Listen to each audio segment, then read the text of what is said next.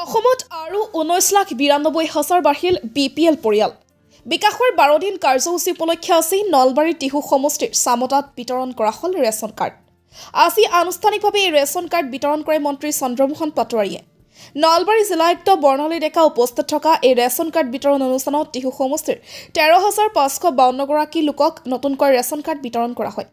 Ration card বিতৰণ কৰি মন্ত্ৰী চন্দ্ৰমোহন পাটোৱাৰীয়ে ক'লে, চৰকাৰে কেবিনেটত সিদ্ধান্ত লোৱাৰ কথা সদৰি কৰি কৈছে অসমত 19,92,167 গৰাকী লোকক নতুনকৈ ৰেচন কাৰ্ড প্ৰদান কৰা হ'ব। পূৰ্বে অসমত 42,85,745 গৰাকী লোকক ৰেচন কাৰ্ড প্ৰদান কৰা হৈছিল। আমাৰ এই টিহু বিধানসভা সমষ্টিত আজি ৰেচন কাৰ্ডৰ জৰিয়তে উপকৃত হোৱা হিতাধিকাৰীৰ সংখ্যা হ'ল 3,321 গৰাকী। আৰু এই 3,321 গৰাকী 21টা পৰিয়ালৰ প্ৰায় 13,552জন আমাৰ ব্যক্তি ইয়াৰ জৰিয়তে উপকৃত হ'ব।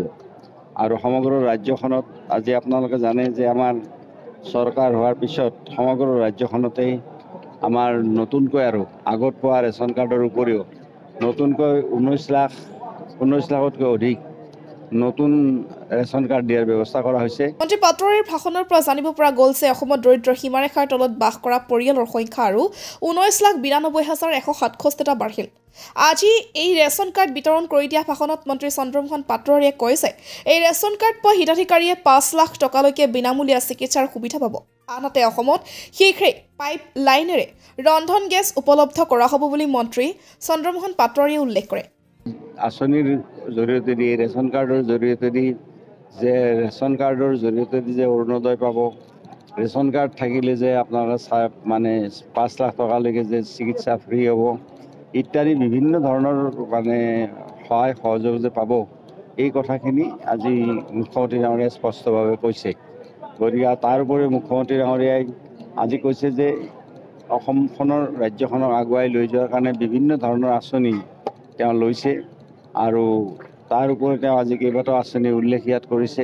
নিযুত মইনাৰ কথা উল্লেখ কৰিছে, আমাৰ স্কুলসমূহৰ উন্নয়নৰ কথা উল্লেখ কৰিছে তেখেতে।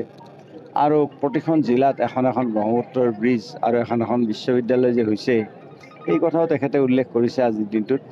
গতিকে ৰাজ্যখন আগবঢ়াই 5খন ধনী ৰাজ্যৰ ভিতৰত এখন ধনী ৰাজ্য কৰাৰ কাৰণে মুখ্যমন্ত্ৰী ডাঙৰীয়াৰ যিটো সপোন, এই সপোনটো বাস্তৱত ৰূপায়িত কৰাৰ কাৰণে অসমৰ ৰাইজে মুখ্যমন্ত্ৰী ডাঙৰীয়াক আশীৰ্বাদ কৰক।